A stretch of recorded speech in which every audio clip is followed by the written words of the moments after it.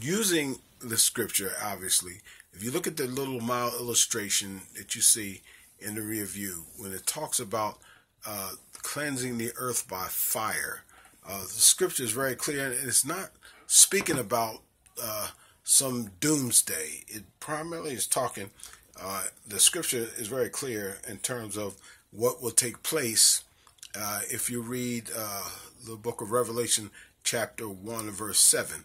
Now, the cleansing of the earth means getting rid of the burning up the elements like the trees, the grass, the vegetation, and things of that nature. Anything that's wood, stubble, or hay. Peter also talks about that cleansing and detoxifying for the purposes of the new heaven and the new earth that we're going to be celebrating. Now, in Revelation chapter 1, verse 7, it speaks about Christ coming.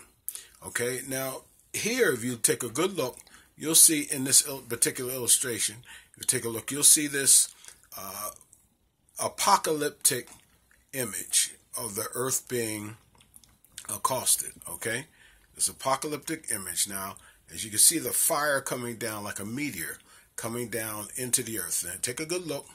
2 Peter chapter 3, verse 10, 11, and 12 breaks down into basics, of course, what this looks like. And you see, watch this. That's the connection right there.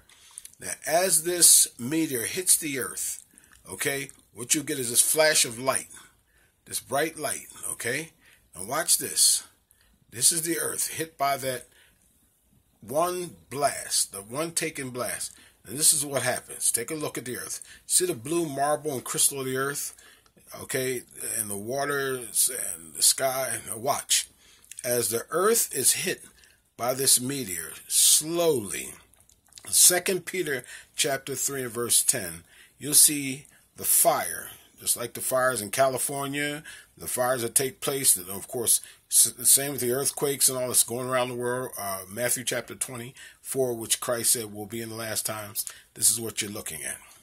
This, no doubt, that one meteor hitting the planet out of the sky, going from the ionosphere to the ectosphere, into the hemisphere, and penetrating the atmosphere of the earth, and actually giving us what you just viewed right there.